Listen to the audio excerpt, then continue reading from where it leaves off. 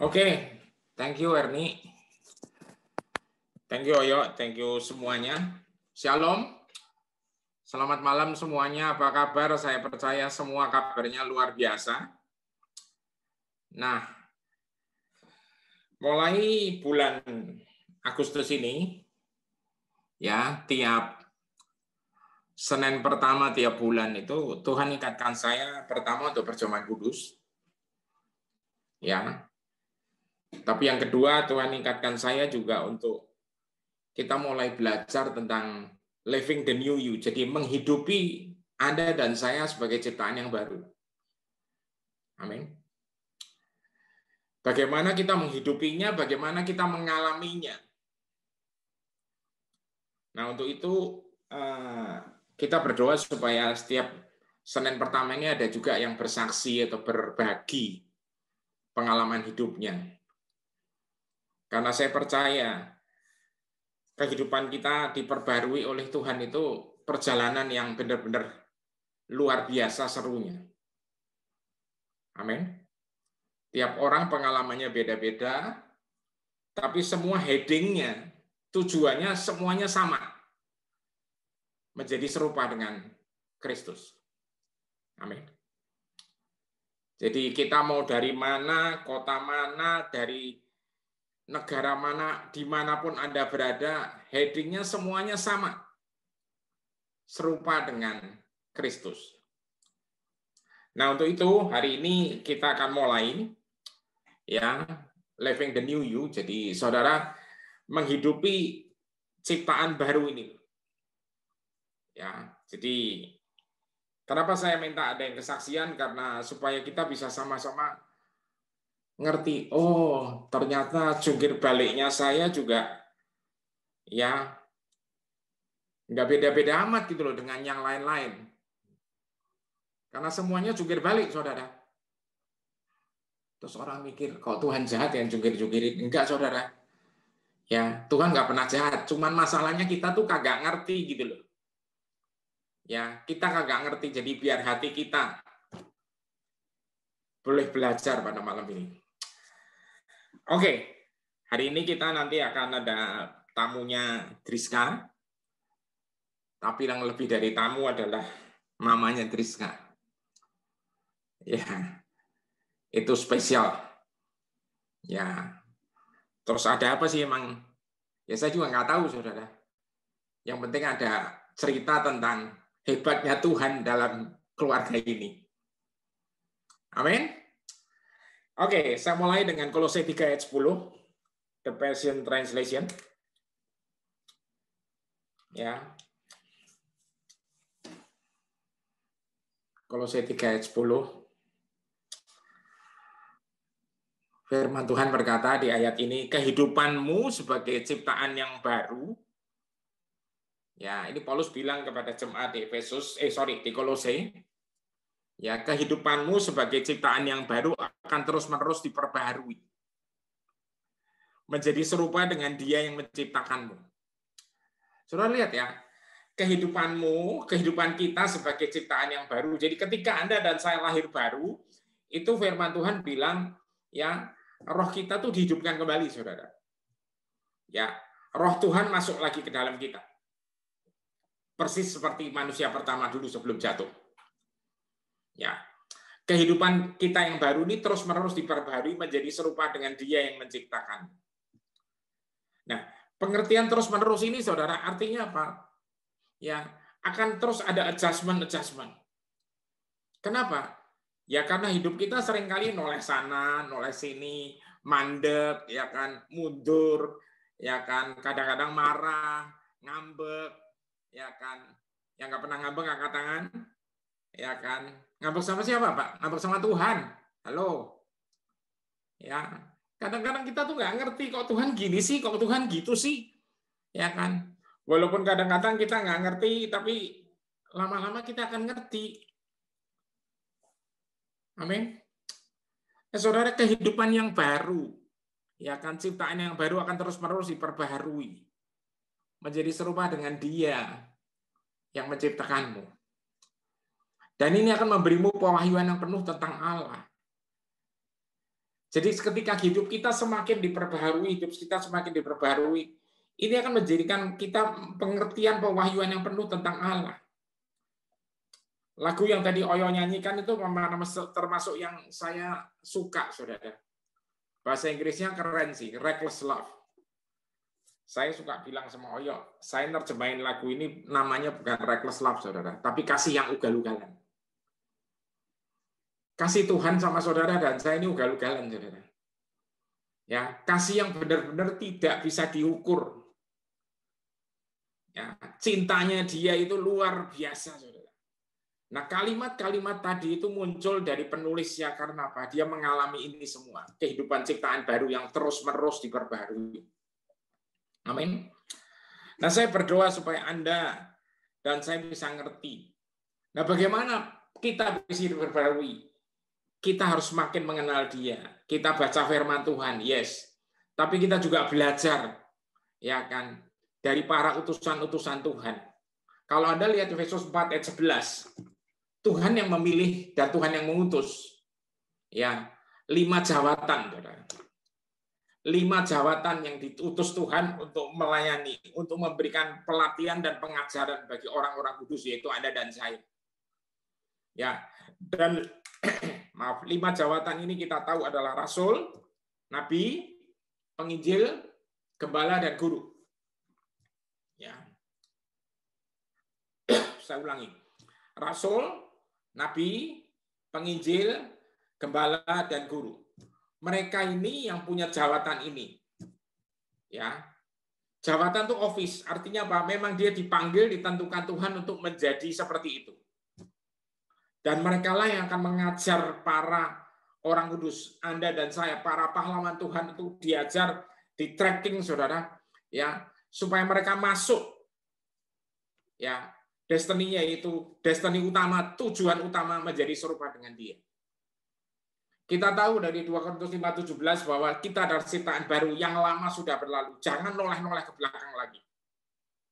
Ya, jangan noleh ke belakang, terus ke depan. Amin. Nah, saudara, saya sekali lagi ngomong, ya, kalau Paulus bilang kehidupan ciptaan baru, kalau Yesus ngajarnya lahir baru.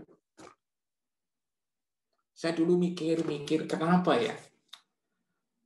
Tapi lama-lama saya renungkan. Sepertinya Tuhan itu lagi mau jelasin. Aku mau supaya kalian semua lahir baru. Makanya Nikodemus diomongin lahir baru, nggak ngerti-ngerti, saudara. Bingung terus. Padahal maksud Yesus tuh lahir baru itu apa sih? Jadi bayi lagi. Kehidupan Kristen yang baru menjadi bayi lagi. Kenapa? Karena dari matanya Tuhan Yesus, dia tidak pernah mau melihat masa lalu kita. Yang setuju katakan amin. Ya? Oh, saudara, kalau masa lalu kita dilihat sama Tuhan, saudara, aduh, ya kan, hancur pol. Rasanya kalau dibikin checklist gitu, checklist yang contreng-contreng itu loh, ya kan, ya rasanya nggak ada yang lolos deh, ya kan, nggak ada yang lolos. Tapi oleh kasih karunia-Nya, kita dilolosin, saudara. Emang setan diem aja, terus dia langsung bilang, ya wes lah, ya udahlah, gue memang kalah. Nggak pernah terjadi, saudara. Dia nggak pernah mau ngalah, dia ngeyel terus, dia ngotot terus. Makanya caranya dia ngeyel apa? Kita ditipu mulu. Halo? Kita dibikin distract terus, kita dibikin ke kiri, ke kanan terus. Zaman udah kayak gini, saudara. Ya kan, fakta yang beredar tuh macam-macam. Ya, virus saja udah bermutasi dengan, ya, nggak tahu ada sampai mana lagi, delta kayak apa kayak, saya udah nggak mau mikir, saudara. Kenapa nggak mau mikir? Tuhan saudara udah lebih dari keren, namanya Alfa dan Omega, udah komplit. Halo? Ya, mau nanti virusnya, ya kan, ya, cap bakya, oh dia namanya di atas segala bakya, saudara. Amin. Bakya tahu ya? Mungkin ada beberapa yang nggak pernah tahu bakya, saudara. Bakya itu sandal dari kayu. Ya kan? Sandal dari kayu. Sekarang kayunya mahal sih. Jadi bakya nggak ada yang beli. Nah, saudara, saya cuma mau bilang satu, saudara ya. Jadi perjalanan Anda ini yang luar biasa. Dan Tuhan Anda tahu banget. Ini kalau jalan sendirian, wah, digebukin terus sama tukang tipu ini. Satu-satunya cara apa? Dia lahir langsung dia declare, my name is Immanuel. Tuhan beserta. Jadi dia nyertai terus. Cuman sekali lagi, Tuhan udah ada beserta kita. Tuhan ada di dalam kita. Kita dulu kalau doa pertobatan ditanya, mengaku Yesus juru selamat, kita udah bertobat, tidak mau lagi hidup dengan masa lalu dan sebagainya. Terus seringkali dulu ditanya, waktu kita masih awal-awal Kristen dulu, ya kan? Sekarang Yesus ada di mana? Ada di hatiku, betul? Amin. Ya kan? Yesus ada di hati, setuju. Ya kan? Tapi sekarang kita seringkali, Yesus di mana ya? Yesus di mana? Ya, saudara. Ya, mari saya minta dengan sangat, saudara, kita memang terus on the track. Ya, jadi tiap bulan kita akan gali lagi. Kita bulan akan gali lagi dan kita akan cari, maksudnya bukan cari. Tuhan pasti kirim orang-orang untuk kesaksian. Ya, yang ajaib-ajaib kesaksiannya. Ya kan? Yang ajaib-ajaib. Ya. Karena kenapa Tuhan ajaib? Karena bagi Dia nggak ada yang mustahil. Amin. Amin. Jadi apapun yang Anda dan saya alami, sepanjang Anda benar-benar melekat sama Tuhan, dijamin aman, saudara. Iya Pak, tapi Bapak akan ngerti kan? Ya, ini pinggirnya jurang loh Pak. Lah ya makanya itu pegang dia kenceng-kenceng. Ya, saudara kalau kita ke Israel, terus ada yang tripnya, maksudnya masuk dari Mesir, di mana ada nanti yang naik ke Gunung Sinai. Ya, saya sih nggak berani, saudara, karena naiknya nanjaknya serem buat saya. Ya, tapi istri saya Bu Lydia waktu itu dia berani, dia penasaran soalnya. Ya, dia cerita. Jadi itu ada satu section di mana naik onta, jalannya tengah malam, saudara. Kalau ditanya, kenapa sih kok tengah malam jalannya? Ya, onta bisa lihat jalan kalau malam, saudara. Karena matanya terbiasa dengan sinar bintang yang kecil sekali. Ya, alasan baiknya adalah supaya nanti kita mengalami matahari terbit pas di Sinai, katanya. Tapi ada alasan lain adalah apa? Kalau jalan malam itu, yang naik onta nggak tahu pinggirnya ada apa. Ya tuh ya. Halo. Ya, pinggirnya jurang, saudara itu. Ya kan. Nah, kalau jalannya siang-siang atau lihat jurangnya, aduh, pasti deg-degan, saudara. Tapi karena malam, nyantai aja, saudara. Ya kan. Nah, saudara, ketika kita sedang dalam kekelaman, Daud sadar Tuhan menyertai dia. Nah, yang saya kepengen adalah apa? Awareness, kesadaran yang terus-menerus melekat sama Anda, bahwa Anda tidak pernah dibiarkan sendiri. Ada yang nanya, Pak, kalau saya kepleset, ya kepleset dalam arti orang berdosa, saya cuma bilang, cepat balik. Amin. Reckless love tadi, kasihnya itu cukup. Cepat balik. Iya Pak, tapi Tuhan ninggalin saya nggak Pak?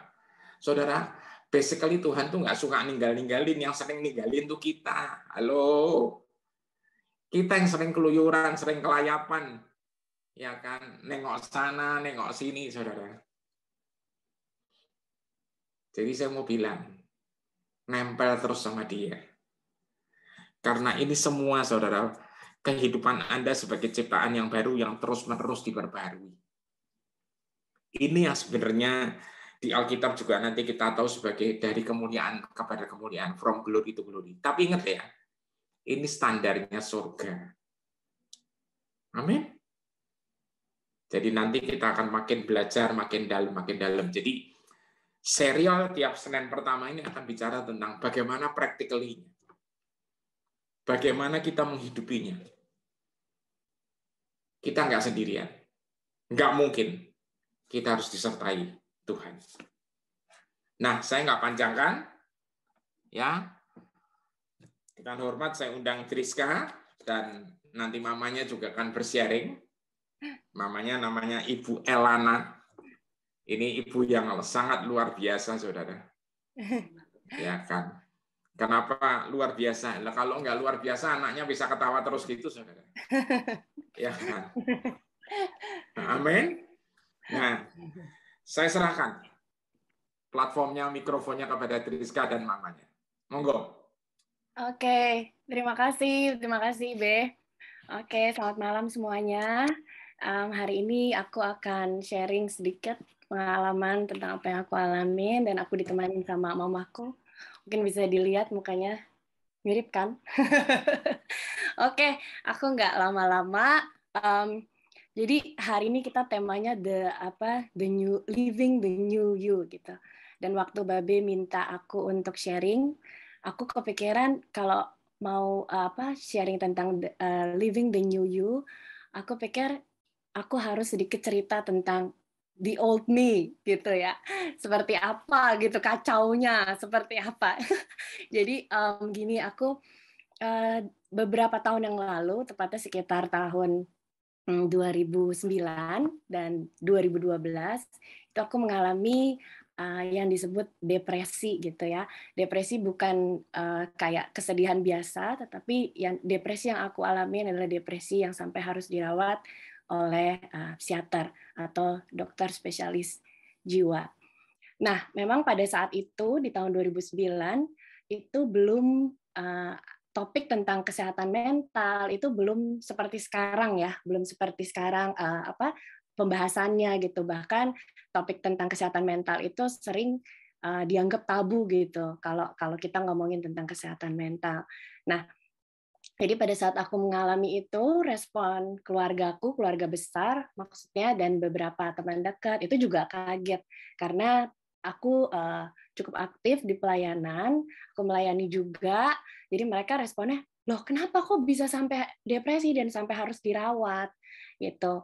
Tapi ya memang situasinya ya memang seperti itu gitu ya. Jadi aku udah biasa dengar, loh kok pelayanan tapi depresi sih gitu, kok sampai harus dibawa ke psikiater, dan saat itu image-nya adalah kenapa Driska gila ya gitu. Gitu. Jadi memang itu mungkin respon yang sangat-sangat manusiawi. Dan kalau aku ditanya kok bisa sih Dris kayak gitu, mungkin aku cuma bisa jawab ya bisa sih, emang karena aku mengalami gitu. Nah mungkin Mama mau cerita sedikit deh gimana aku saat itu, karena beliau adalah saksi yang mendampingi saya di masa-masa itu. Silakan, Ma. Ini. Ya, selamat malam semuanya. Jadi saya mau melanjutkan ceritanya Driska gitu, karena sebenarnya saya juga merasa bahwa ketika Driska kemarin bilang mau menyaksikan, saya bilang, waduh, sambil bercanda sebetulnya sih, cuman bilang, nah Kak, yang paling tahu kamu gimana kan Mama gitu. Jadi tapi Driska terus, Mama mau nggak cerita? Buat saya itu adalah hal yang bukan yang memalukan ya buat saya pribadi, karena saya melihat campur tangan Tuhan ada gitu dalam Driska melalui proses itu. Jadi seperti yang Driska bilang bahwa ada pertanyaan-pertanyaan yang komentar saat itu memang di telinga dan di hati apalagi nyesek banget gitu. Karena Driska dikenal dengan anak yang ibaratnya lebih rohani lah dari teman-teman sekitarnya, pelayanan gitu. Dan ketika dia pada saat itu mengalami depresi, buat saya pribadi, bahkan ada seorang anak dari sahabat saya bilang begini sama mamanya, dan mamanya bilang sama saya, aduh anakku sampai ngomong gini loh, El, aku nggak mau baca Alkitab nanti kayak Driska gitu. Itu komentar itu sangat menyakitkan buat saya waktu itu ya, karena dipikir kok melayani Tuhan kok bisa ya sakit seperti itu, dan kenyataannya bisa. Nah, pada saat itu tuh Driska yang mungkin yang kenal the new Driska sekarang ini kan emang diem banget, oh enggak ya Kak?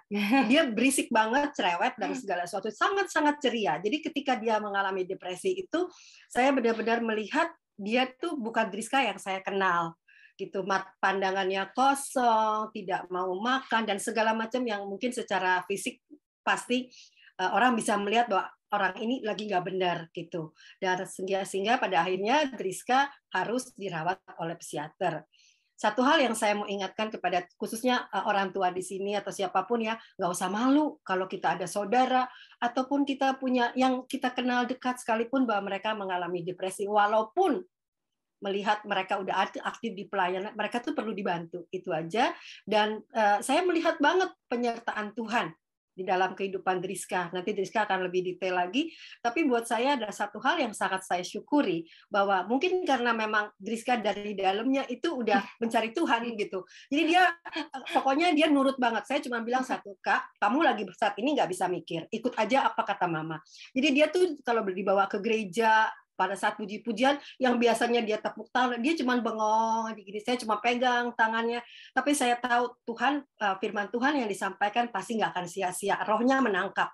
Jadi dan saya bersyukur untuk Driska yang selalu mau diajak ke gereja tuh pasti mau, nggak pernah nolak. Bahkan dia tidak mengingkari bahwa dia butuh ditolong, itu penting. Jadi ketika saya bilang bahwa dia harus dibawa ke psikiater, dia nggak bilang, emang saya gila, Ma? Emang saya apa? Pokoknya dia tahu, dia menyadari bahwa dia butuh pertolongan. Dan itu yang salah satu sikap yang memang harus dari dalamnya juga gitu ya. Dan saya percaya itu semua cuma karena Roh Kudus. Karena saya nggak bisa ngomong apa-apa sama dia, saya cuma berdoa, Tuhan, nanti Driska rencananya ke psikiater. Tuhan tolong ya, supaya ibarat kata dia nggak berontak. Kan saya dengar cerita ada yang kudu disuntik lah, di apa. Pokoknya saya cuma minta itu, Tuhan tolong. Dan saya melibatkan gitu, Tuhan tolong Driska, tolong supaya mau bawa Driska supaya dia nanti nggak katakannya nggak malu-maluin gitu, entar harus dipegangin, harus diikat, harus apa gitu. Tapi dia nurut banget dan saya percaya itu hanya campur tangan Roh Kudus yang selalu menolong saya dan Driska untuk merespon dengan baik gitu. Dan sekarang saya bersyukur karena saya kadang-kadang terharu ya lihat Driska, Driska bisa ceritain. Driska, aduh nanti nangis nih saya. Pokoknya Driska sekarang the new Driska gitu aja. Mungkin nanti kakak yang terusin aja ya. Oke, terima thank kasih you untuk waktunya. Oke, aku akan lanjutkan. Jadi seperti tadi yang mamaku bilang bahwa aku dirawat oleh dokter dan aku pada saat itu harus minum obat-obatan. Kalau ada yang tanya kenapa harus minum obat-obatan? Karena obat-obatan yang aku minum itu sangat membantu aku untuk tetap bisa beraktivitas. Karena aku itu bisa dibilang mengalami yang bisa nggak tidur selama 3 hari. Jadi ya kayak orang on aja gitu terus. Jadi tiduran tapi jalan aja terus pikirannya gitu. Atau aku tidur terus. Jadi berhari-hari tuh tidur, ngantuk aja gitu terus. Jadi dia nggak stabil gitu. Nah, obat-obatan itu harus aku minum supaya aku bisa tidur, bisa lebih rileks gitu. Jadi kira-kira seperti itu ya. Nah, tunggu aku harus lihat catatan karena aku takut lupa. Nah, jadi awalnya itu obat-obatan itu memang membantu aku gitu ya, membantu aku untuk bisa beraktivitas. Tapi lucunya suatu hari aku lagi ada di mall gitu, lagi jalan, tiba-tiba aku merasa lemas sekali badannya. Dan aku cerita lah sama dokter aku tentang kondisi aku saat itu. Nah, si dokternya bilang, oke, Dris, kita akan turunin sedikit dosisnya. Kalau saya bisa bilangnya obatnya itu kecil sekali dan itu harus dibelah lagi jadi setengah. Jadi dosisnya diturunin. Nah, setelah saya minum dosis yang diturunkan, ternyata nggak menimbulkan efek yang baik gitu ya. Sekali lagi awalnya itu baik-baik aja, tapi nggak tahu kenapa tiba-tiba obat itu tidak berdampak yang baik lagi, nggak ngebantuin saya lah gitu istilahnya. Terus saya bilang, aduh gimana ya? Saya pengen nih minum obatnya, terusin minum obat, tapi kok dampaknya di badan saya tuh nggak enak. Gitu. Jadi kita diskusi, mama saya juga ikut, dan ada tante saya juga ikut mendampingi pada saat itu. Dan akhirnya diputuskan, dokter saya bilang bahwa saat ini Driska sudah bisa memutuskan, dan dia dari pihak dokter hanya bisa melihat gini dari sisi medis, dia harus memberitahu resikonya. Resiko kalau Driska tidak minum obat. Resikonya adalah Driska bisa saja depresi yang nggak tahu kapan waktunya. Driska bisa saja depresi karena adanya ketidakseimbangan kimiawi di dalam otak yang itu nggak tahu kapan bisa ya bisa tiba-tiba aja gitu kalau dia nggak minum obatnya. Jadi ada risiko itu. Waktu aku dengar bahwa ada risiko itu, jujur aku takut. Tapi aku bingung karena aku serba salah. Aku mau minum obat tapi nggak enak badannya. Tapi aku nggak minum obat, aku juga takut gitu ya. Tapi singkat cerita, aku putuskan untuk akhirnya tidak mengkonsumsi obatan itu lagi. Gitu. Nah, setelah nggak minum obat, aku jujur suka ada rasa takut gitu loh kalau tiba-tiba perasaan aku lagi gimana, atau aku panik, atau kayak apa ya, anxiety attack gitu, kayak tiba-tiba panik atau segala macam tuh aku, aduh gue nggak punya obat nih gitu, terus gimana? Nah, tapi sejak saya nggak minum obat, setiap kali ada gejala atau simptom yang aku rasakan, aku bilang, aku gini, aku buka Mazmur 62. Kalau Bapak Ibu lihat, itu Mazmur 62 itu judul perikopnya adalah perasaan tenang dekat dengan Allah. Dan aku bilang, hanya dekat Allah saja aku tenang, daripada nyala harapanku dan keselamatanku. Aku bilang gitu. Nah, dan pada saat aku lagi mengalami kayak ada gejala atau simptom yang aku rasa, aduh, gue gimana nih gitu, aku baca Mazmur 62 dan aku nyanyi, kayak aku bersenang dimanapun, mau aku lagi di jalan, di kereta, di mall, apa dimanapun, aku dalam hati bernyanyi aja kecil gitu. Aku bilang, sebab hanya dekatmu Allahku, ku rasa tenang, sebab hanya dekatmu Allahku, kedamaian abadi selalu di hidupku. Itu lagu, dan Mazmur 62 adalah pertolongan lah buat saya pada saat itu gitu. Nah, jadi setelah aku nggak minum obat, dan setelah aku setiap kali gejala tuh aku selalu baca Mazmur 62 dan aku nyanyiin itu, bukan berarti semuanya berjalan lancar aja, oh sama sekali enggak. Jadi ada banyak banget hal yang memungkinkan sekali kalau dilihat, bahkan orang-orang terdekat aku, baik keluarga dan teman-teman dekat itu bilang, wah ini pasti Driska depresi nih. Wah bentar lagi Driska depresi nih, bentar lagi nih gitu. Tetapi itulah aku benar-benar kagum gitu loh sama Tuhan. Karena Tuhan membawa aku bukan cuma untuk membaca firman-Nya, tapi benar-benar merenungkan firman-Nya. Dan seperti yang tadi Babe bilang, kita mengalami, aku pribadi mengalami bagaimana firman itu menjadi real, hidup di dalam aku, dan itu yang mengubahkan aku gitu.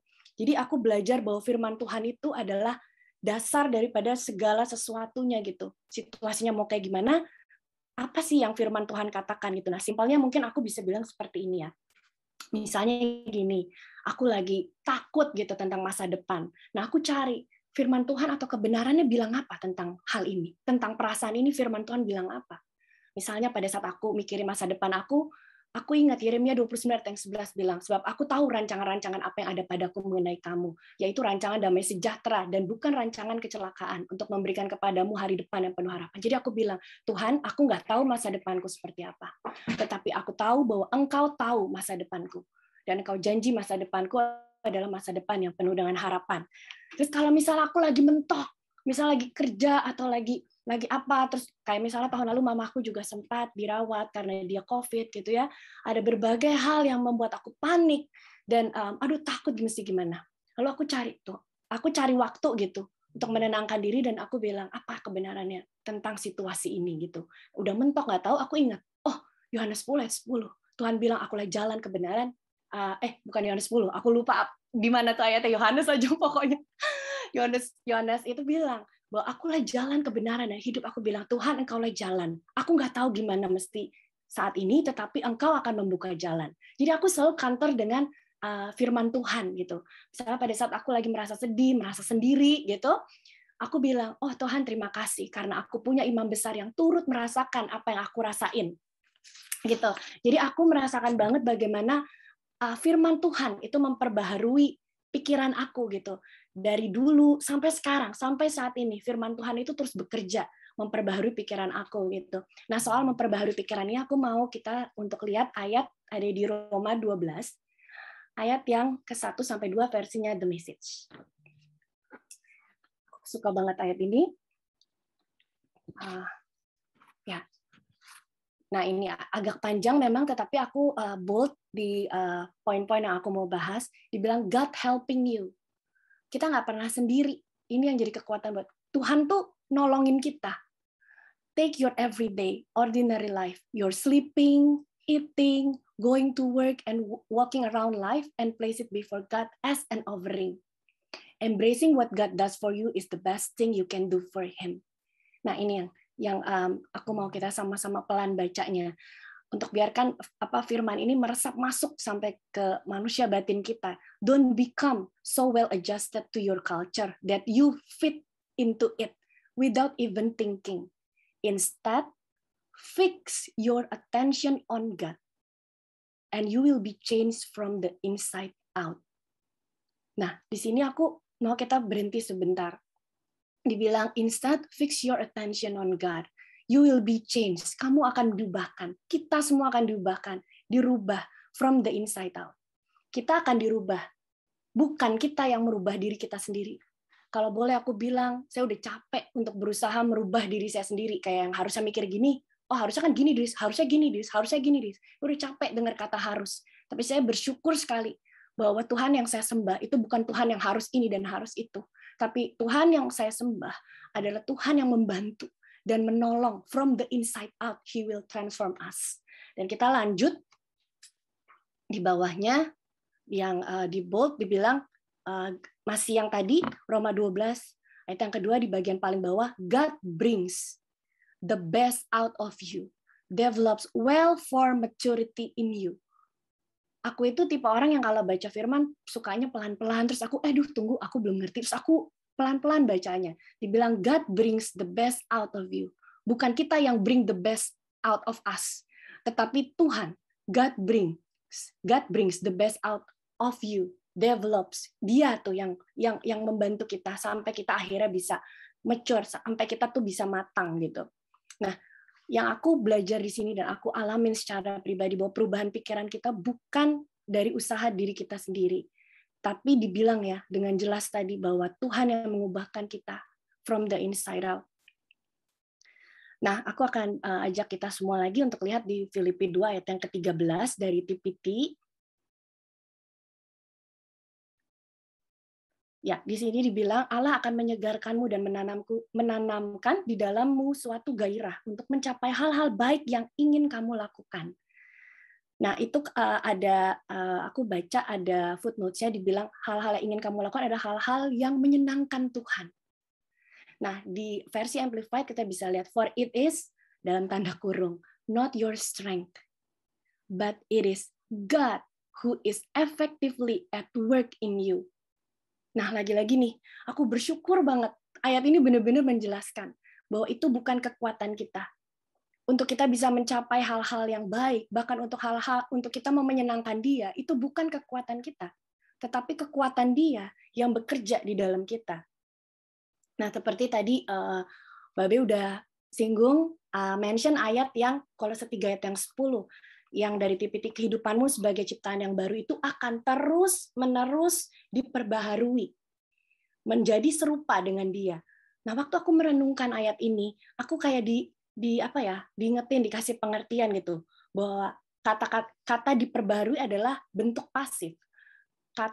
Dibilangnya saat kehidupanmu sebagai ciptaan yang baru akan terus-menerus diperbaharui, bukan memperbaharui, bukan, tetapi diperbarui. Kita diperbarui oleh siapa? Oleh kebenaran, oleh firman, oleh Tuhan yang ada di dalam kita gitu. Jadi aku benar-benar mengalami bagaimana firman itu menjadi hidup dan bagaimana firman itu bekerja memperbaharui pikiran-pikiran aku. Jujur kalau aku bisa bilang kadang-kadang tuh ada aja gitu yang rasa takut karena aku yang namanya otak ini kan terus bekerja ya, inget gitu kan, kita bukannya amnesia gitu kan. Aku selalu ingat kayak wah ada stigma atau ada vonis dalam tanda kutip bahwa dokter bilang hati-hati kalau Driska tidak minum obat dia akan bisa depresi. Dan puji Tuhan sejak 2012 apa 13 ya. Sejak tahun 2013 sampai saat ini, sejak saya memutuskan untuk tidak minum obat, puji Tuhan sampai saat ini atas kemurahan dan kebaikan Tuhan, aku bisa berdiri dan aku bisa bilang bahwa aku baik-baik aja tanpa obat-obat itu, dan itu semua karena kebaikan Tuhan, karena pemikiran aku yang terus diperbaharui gitu. Nah, ada satu hal yang sebelum aku tutup. Jadi kalau dulu tuh aku percaya gitu ya. Pikiran aku tuh sampai di aku percaya kalau dia baik. Which is good, kita percaya kalau dia baik. Tetapi Tuhan membawa aku bukan cuma percaya kalau dia itu baik, tetapi aku tahu kalau dia baik. Aku bukan cuma percaya kalau dia setia, tapi aku tahu kalau dia setia. Mungkin dulu aku nggak tahu. Aku cuma, oh ya aku percaya Tuhan kalau engkau baik. Oh aku percaya Tuhan kalau engkau setia. Tapi lewat perjalananku aku bisa bilang, aku bukan cuma percaya, tapi aku tahu. Karena apa? Karena aku mengalami Tuhan.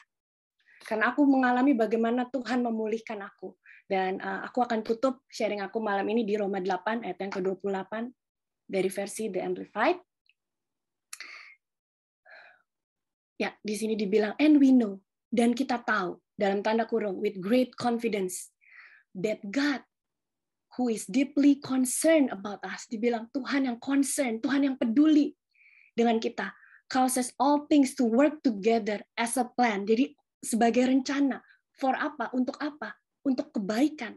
For those who love God, to those who are called according to His plan and purpose. Ini aku terjemahkan lewat Google Translate, dan kami tahu dengan apa? Dengan penuh keyakinan, bukan cuma sekadar telinga kiri masuk telinga kanan aja, enggak.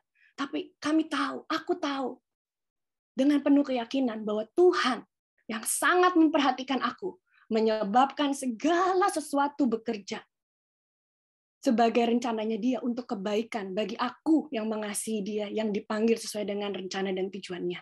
Itu aja yang aku bisa sharing sampaikan malam ini. Terima kasih untuk semuanya. Thank you, Be. Aku kembalikan ke Be. Wow. Keren banget ya. Thank you buat Ibu Elana dan Driska. Ini luar biasa, benar-benar luar biasa. Jadi, saudara yang saya kasihi dalam Tuhan, saya semakin yakin bahwa ketika Yesus dikirim untuk menebus saudara dan saya, ya yang nanti juga kan kita peringati dengan perjamuan, saudara. Bukan sekedar peringatan biasa, tapi saya mau bilang, saudara, bagaimana Dia ya merancang segala cara untuk membuat pilihannya yang benar-benar sudah akan dipulihkan ini dan pasti dipulihkan itu tidak gagal. Halo? Walaupun si tukang tipu masih terus berusaha jegal, berusaha nyodok, berusaha jorokin, berusaha nginjek, berusaha ngepres, ya. Tapi Tuhan yang menciptakan Anda dan menebus Anda dan saya itu terus akan kejar kita dengan segala caranya sampai segininya, saudara. Ya. Tentunya kita kasih kehormatan khusus buat Ibu Elana karena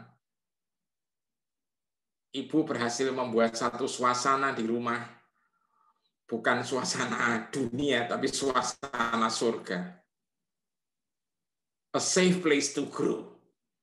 That is the kingdom of God. Itu kerajaan Allah, saudara. Ada damai sejahtera, ada sukacita, ada kebenaran di dalamnya. Saudara, Rizka sempat nyebut tadi, akulah jalan kebenaran dan hidup. Ya memang, itu Yohanes 14 ayat 6.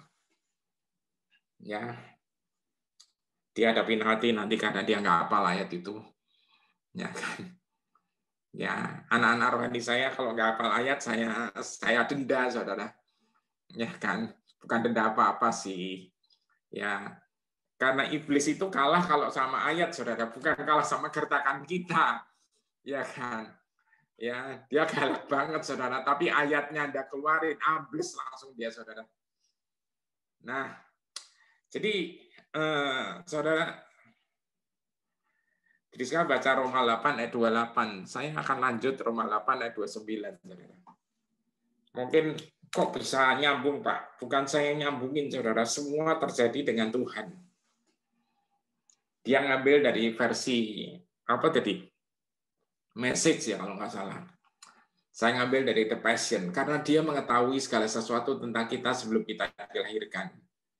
Perhatiin, saudara. Dia tahu segala sesuatu tentang kita sebelum kita dilahirkan, dan Dia menetapkan kita sejak semulanya. Ya, Dia menetapkan kita sejak mulanya untuk apa? Untuk menjadi serupa dengan Dia, serupa dengan anaknya. Dan ini berarti sang anak menjadi yang sulung di antara banyak orang yang akan menjadi seperti Dia. Artinya apa? Sang anak akan menjadi pattern-nya, jadi patronnya, menjadi satu malnya, saudara, satu contohnya. Jadi semuanya akan menjadi seperti Dia. Makanya tadi saya bilang di Efesus 4 ayat 11 itu ditulis ada 5 jawatan yang Tuhan siapkan. Tuhan pilih dan Tuhan siapkan. Setiap zaman, setiap era selalu ada 5 jawatan di mana-mana. Ya.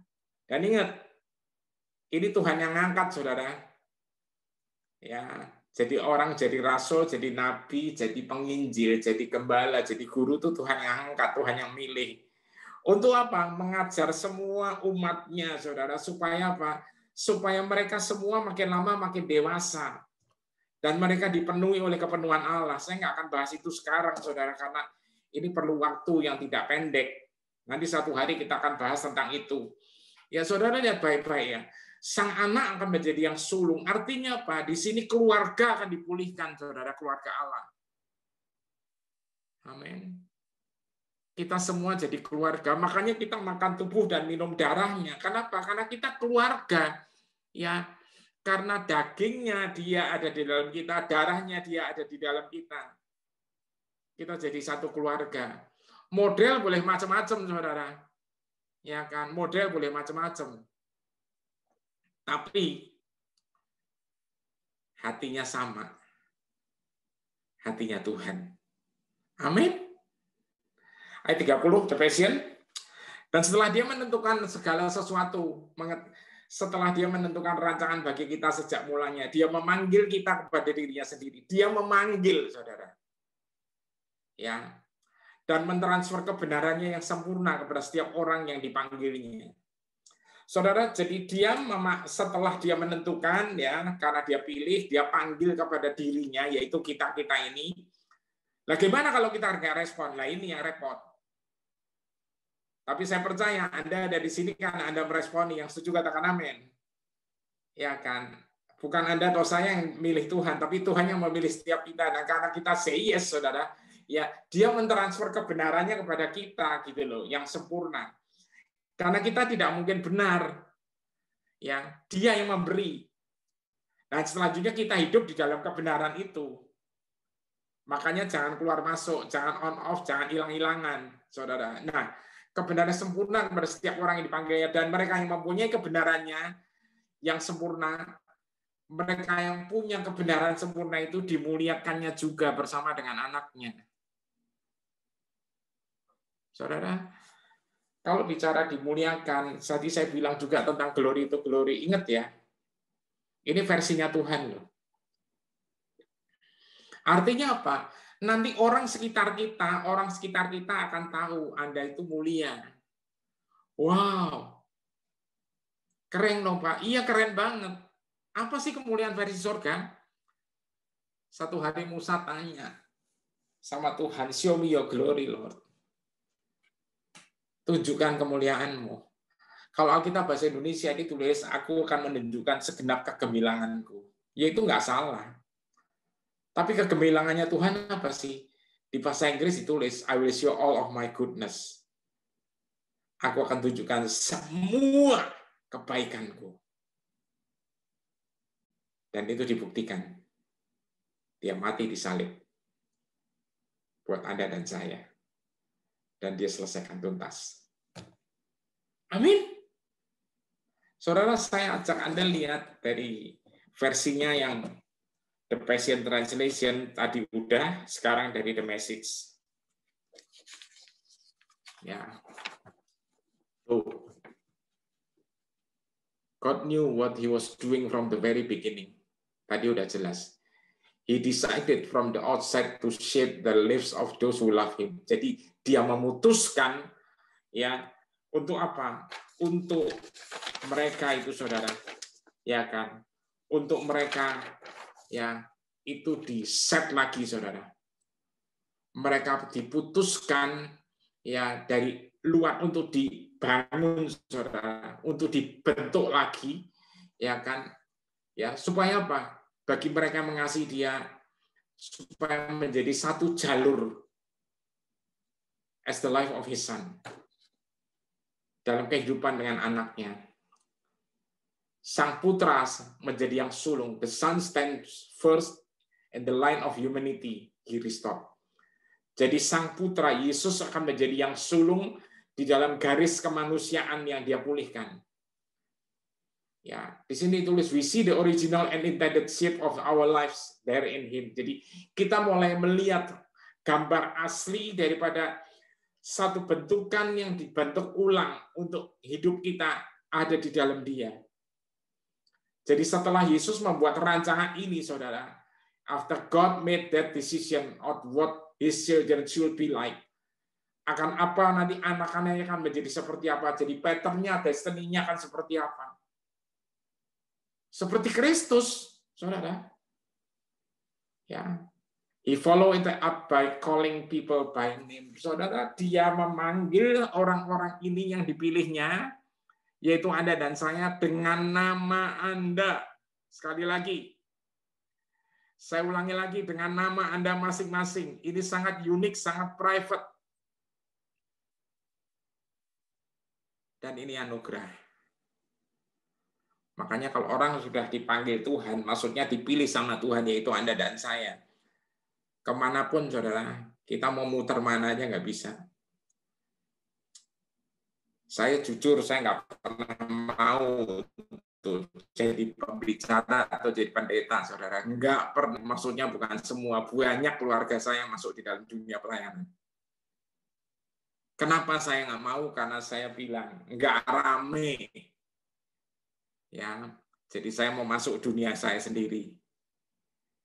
Tapi ternyata, He called me by my name. Sampai satu hari, kalau nggak salah April atau Maret, saya lupa ya, 2003.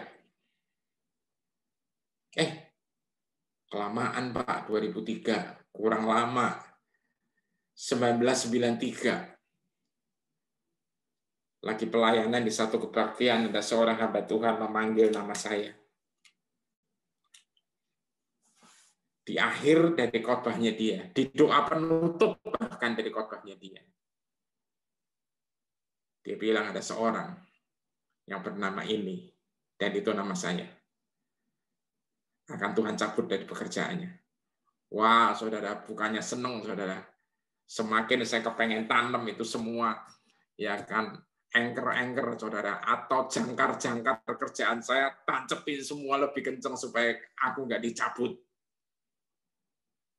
Tapi ternyata kecabut juga. Because He called me by my name.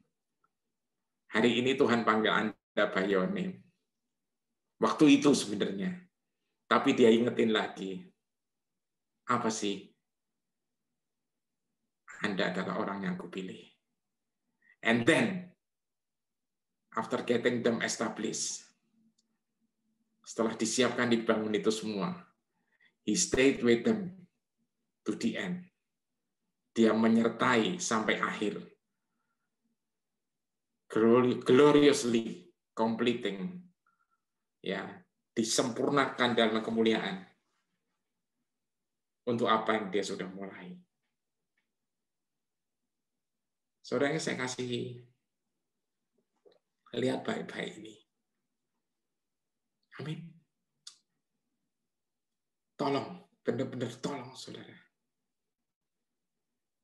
Saudara nikmati segala yakini, maksudnya saudara berjalan di dalam kebenaran ini. Gak ada seorang pun bisa membenarkan dirinya sendiri, saudara. Gak ada. Standarnya terlalu tinggi. Tapi oleh anugerah dan kasih karunia-Nya, Anda dipulihkan sampai seperti ini. Saudara, tadi kita dengar kesaksiannya Kriska bisa bilang, wow. Tapi jujur, saudara, kalau Anda Atau kita atau saya misalnya jadi saudara dekatnya Driska. Di mana fakta yang ditulis adalah hati-hati ya, kalau nggak minum obat bisa tiba-tiba depresi. Halo? Saudara, iman satu hal, saudara. Tapi kebingungan juga hal berikutnya. Ya. Saudara, tapi bersyukur keluarganya mendukung dengan memegang kebenaran, bukan kepada fakta. Saya berdoa supaya di dalam keluarga Reva ini, kita akan sama-sama saling bergandengan tangan untuk benar-benar memegang kebenaran. Kebenaran itu bukan hak saya sendiri, bukan hak Driska sendiri. Kebenaran itu hak Anda dan saya. Amin. Bukan karena kita luar biasa melakukan prestasi ini. Enggak, saudara. Enggak ada prestasi apapun yang bisa meraih kebenaran itu. Enggak ada. Itu anugerah 100%. Tapi ketika Anda terima itu, Anda terima bukan 10%, tapi langsung 100%.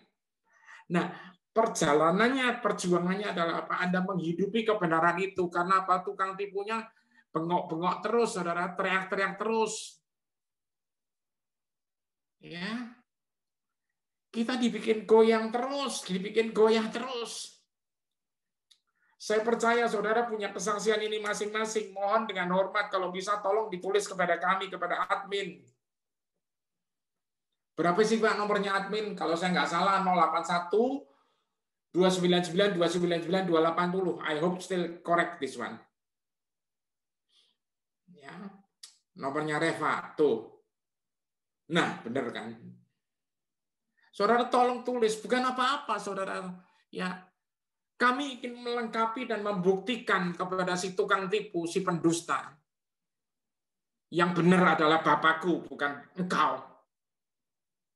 Yes. Kami ingin permalukan dia.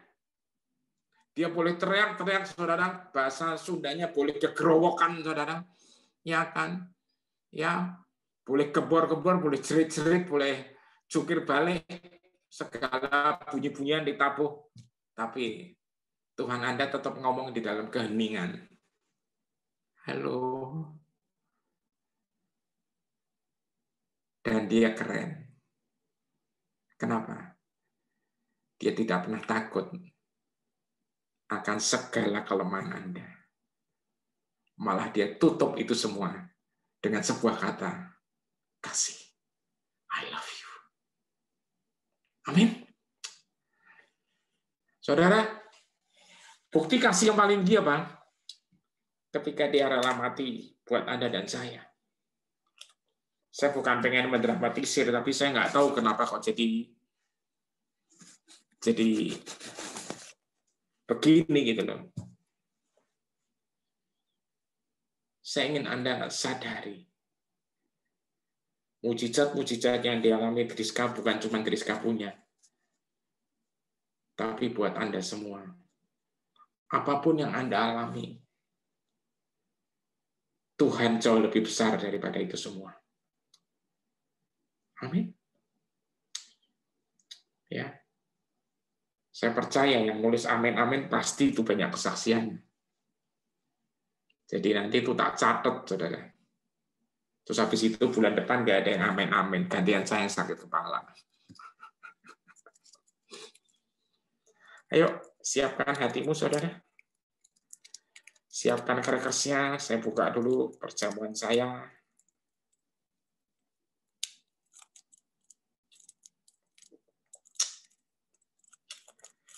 Saudara, keberhasilan dia disalib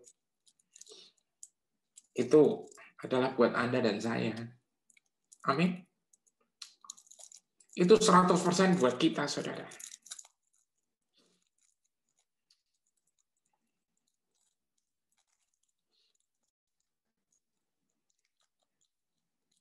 %100% buat kita. Biar kita pada malam ini pegang kebenaran ini. ketika dia sebelum mati, maksudnya menyerahkan nyawanya, dia katakan it is finished. Saudara yang saya kasihi dalam Tuhan, ketika Tuhan Yesus di Taman Getsemani, dia sempat bilang kalau boleh cawan ini lalu. Kenapa sih? Karena dia tidak mau. Bukan tidak mau, sorry. Dia cukup goyang dengan semua tekanan yang dialami, saudara. Sampai keringatnya ngocor dada. Dia tidak mau nolak tentang salib, karena salib itu udah tugasnya dia dari awal. Dia tahu banget. Tapi dia nggak nyangka tekanannya luar biasa. Sehingga keringatnya harus berdarah. Karena dia tahu, saudara, ada kalimat-kalimat yang harus dia ucapkan, dan yang terakhir adalah it is finished itu. Sebelum dia menyerahkan nyawanya.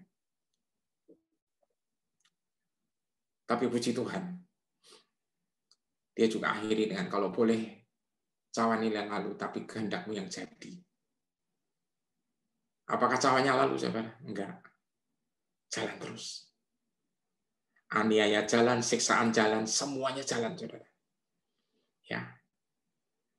Mahkota duri tetap dicancep padahal sebelah kiri kanan yang jelas-jelas penjahat tidak ngalamin itu semua. Itu semua hanya untuk satu. Bukan supaya dia terkenal. Tapi saudara dan saya dibebaskan dari semuanya itu. Dia bayar lunas. Sebab itu dia pulihkan itu utuh. Kita lihat Rizka dipulihkan itu utuh, saudara, utuh. Ya, bukan.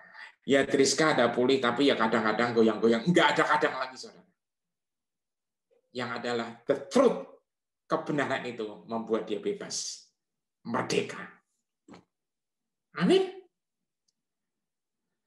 Mari. Saya minta Yohanes 6 ayat 56.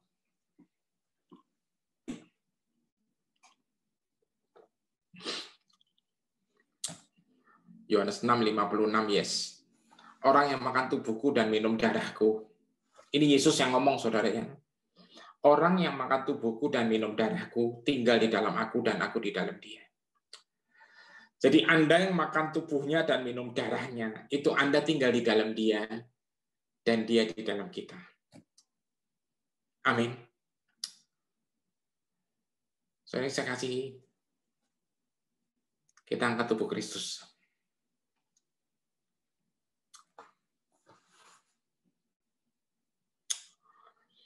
Kalau engkau berkata, Tuhan, perbuat ini sebagai peringatan akan aku, dari Rasul Paulus menyatakan ini di 1 Korintus 11. Maka saya mau bilang,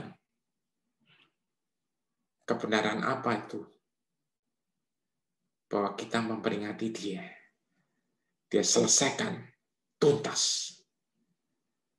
Saudara, oleh bilur Yesus keluarga kita sehat, oleh bilur Yesus kita sembuh. Kalau ada yang sakit, sebut aja oleh bilurnya kita sembuh semuanya. Fakta boleh macam-macam, tapi oleh bilurmu kita sembuh. Terima kasih Tuhan buat tubuhmu yang dipecah. Buat setiap kami Tuhan. Di dalam nama Yesus Kristus kami minum, makan tubuhmu Tuhan. Haleluya.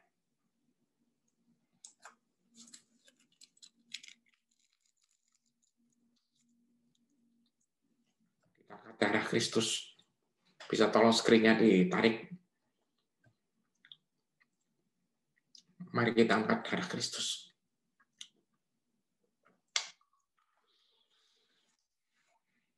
Saudara, inilah darahnya yang memeteraikan segala perjanjian baru itu Tuhan. Saudara. Darahnya mengalir dalam kita. Satu keluarga kita adalah. Darahnya mengalir dalam setiap kita sehingga DNA-nya dia ada di dalam kita. Dan itu sempurna.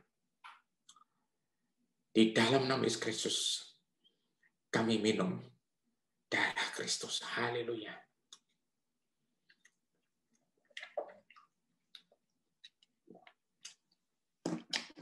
Tuhan terima kasih.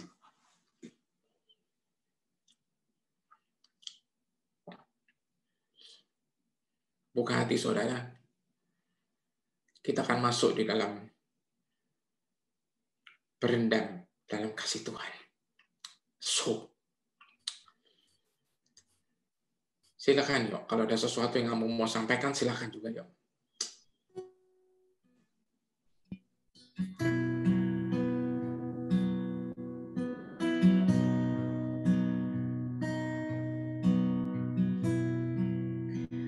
Memandang wajah-Mu, rasakan kasih-Mu,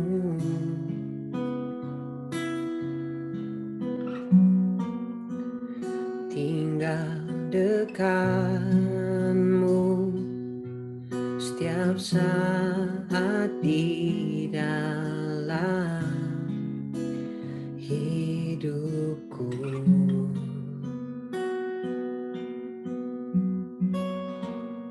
Memandang wajah-Mu, rasakan kasih-Mu,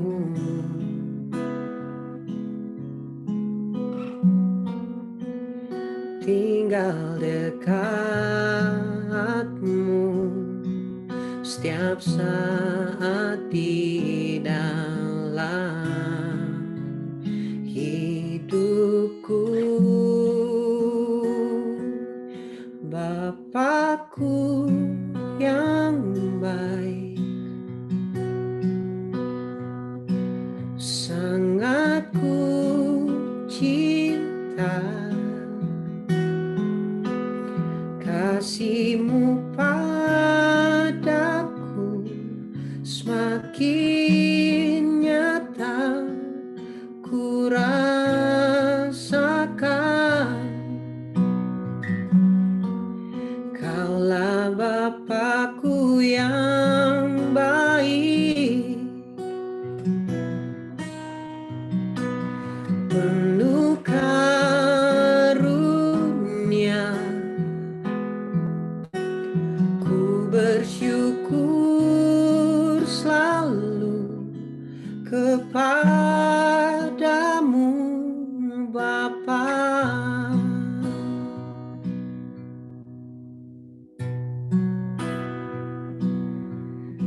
Ku bersyukur kepadamu Tuhan, karena kasih-Mu melimpah di hidupku.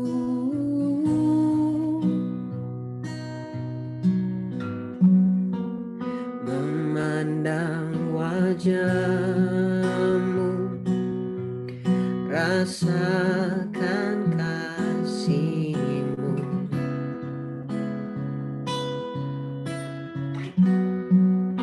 oh tinggal dekat-Mu setiap saat di dalam hidupku. Bapakku yang baik, sangat ku cinta, kasih-Mu padaku semakin nyata ku rasakan. Kaulah Bapakku yang baik, penuh karunia, ku bersyukur selalu kepadamu Bapa.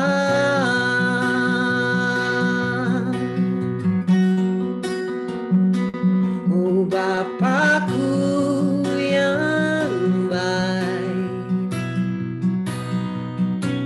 sangat ku cinta, kasih-Mu padaku semakin nyata ku rasakan.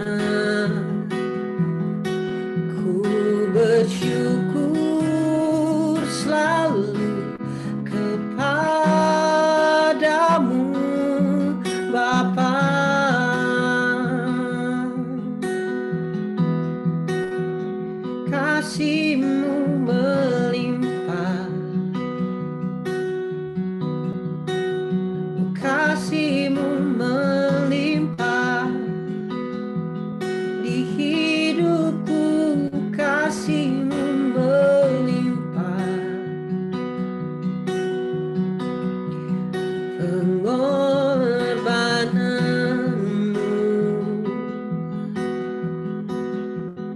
kebangkitanmu nyata di hidupku, Yesus Tuhanku.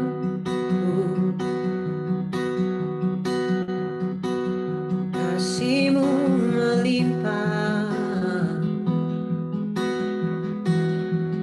kasih-Mu melimpah, kasih-Mu melimpah di hidupku.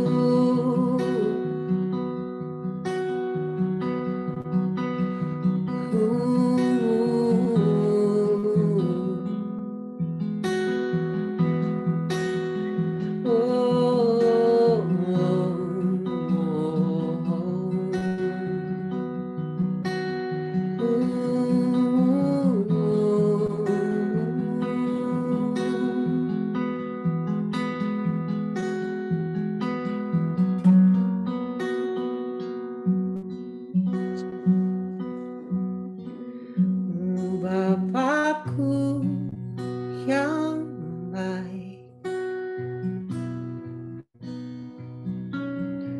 sangat ku cinta, kasih-Mu padaku semakin nyata ku rasakan.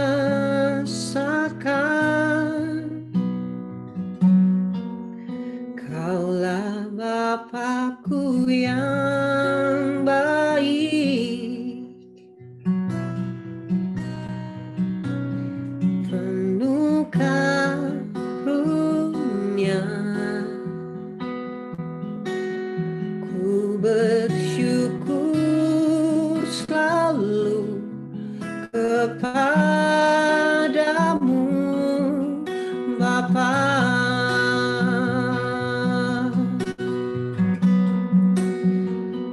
Oh Bapakku yang baik, sangat ku cinta,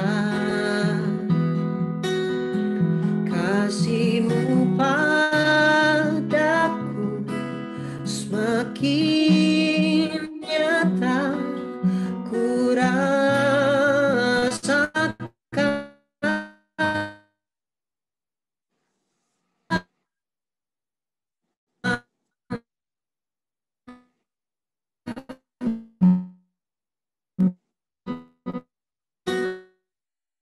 Karunia, ku bersyukur selalu kepadamu, Bapa.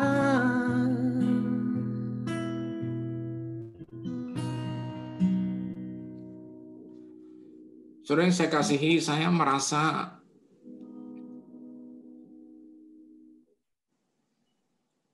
sepertinya Tuhan tuh ingatkan satu hal. Aku yang memilihmu, karena aku yang memulai. Aku pula yang akan menuntun dan menyelesaikannya sampai final.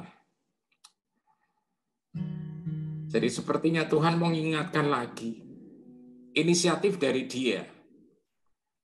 Dia tidak akan ninggalin Anda. Caranya gimana? Ya Anda harus memandang Dia terus, karena memandang wajahnya Dia, kita akan merasakan kasih-Nya. Amin. Saya merasa beberapa dari Anda yang sedang dalam perjalanan dan rasanya Anda sepertinya di masa-masa seperti ini sepertinya menurun. Sepertinya menurun dan menurun, tapi saya melihatnya malah Tuhan sedang mau ajak Anda untuk lihat dari sisi yang lain.